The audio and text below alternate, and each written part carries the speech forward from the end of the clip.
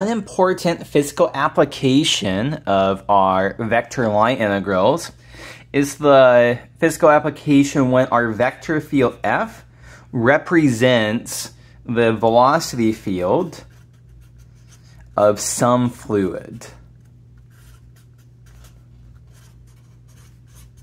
So fluid is, we probably think it's water as our go-to fluid.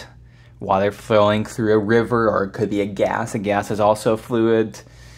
Sometimes you will think of it, movement of the larger things, like a herd of animals could be viewed as a fluid in some sense. Anyway, so this video and the next are going to give us a couple of special ways to interpret vector line integrals if we're thinking about integrating, our integrand here f is a velocity field of some fluid. And so the first one here is flow. And so the idea is, okay, here's our curve C. And so I'm drawing, blue here is our vector field f. We want to know how much fluid is flowing along our curve. So how do we do this? We're basically taking a dot product of the tangent vector. I want to draw tangent vectors to our curve. We want to take a dot product of the tangent vector with the f field at each point here, and depending on what the dot product is, that shows us how much fluid is flowing along at that point. We add up all of the little dot products. Adding up infinitesimally small thing is integration. And so this leads us into our definition here.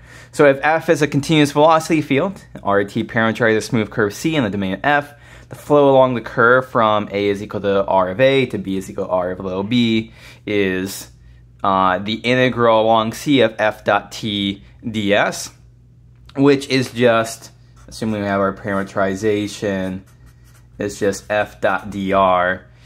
The integral is called a flow integral. In a special case, we have a closed loop. In a special case that, like, this is RC.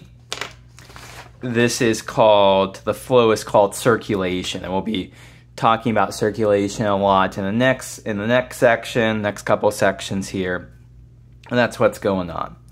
So, yeah, this right here, so I guess the big thing here, the flow of f along a curve parameterized by R of t is just the same thing we've been doing before. It just is a new word to describe what's going on.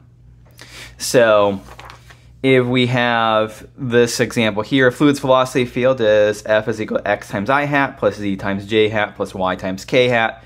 Find the flow along this helix here. How do we do this? The same way we've done most of the problems so far. Okay, we have our parameterization. We know we need the derivative here. Negative sine t, cosine t, and 1. We take our original parameterization.